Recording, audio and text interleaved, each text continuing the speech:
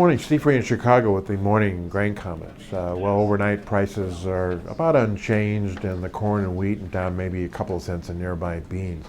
Yesterday we had a pretty big reaction to the outside markets and also to the USDA report. Probably a little bit overreaction, I would say, especially in the bean market. But anyway, the USDA came out with only a slight drop in the bean carryout and basically unchanged in the corn and wheat carryout, and I think the bulls were disappointed and they liquidated some of their positions.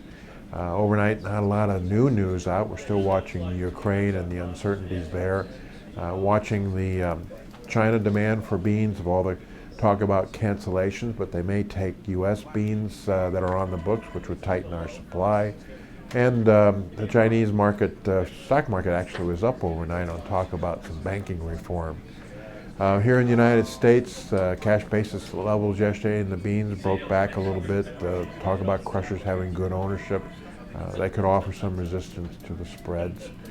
We did see some increased farmers selling last week in the corn, and that could offer some resistance to the corn market. And overnight in the wheat crop ratings, we saw some continued decline in Oklahoma, but actually Texas and Kansas wheat crop ratings improved last week, which may offer some resistance to the wheat market. As far as weather is concerned, you can split the country right in half. The southern half is warm, but the northern half has turned cold right in the middle. There'll be a cold front that moves across, dropping rain and snow across the Midwest. Could be a little warmer as we go into the later week and then cooler over the weekend. So winter is not quite over yet. Down across the southern part of the country, this is normal planting time for the corn, and they haven't started planting because it's too wet and too cold. But last year they planted corn up into May and still had a record crop. We are hearing, though, that some farmers are thinking about planting a little more corn than beans than they thought 30 days ago. So in general, when we look at the trade, now we're going to be focusing on spring weather, the March 31st grain stocks and acreage report. Old crop beans could have one more bounce to it, but new crop beans probably are a little overpriced if we have normal weather.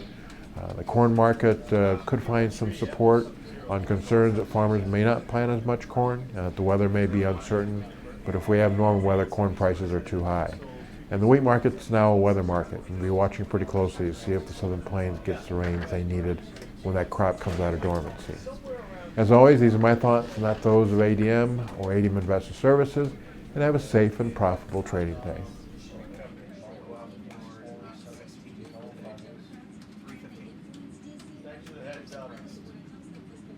You're all 780-868-75, so 80, that's 80 of the market.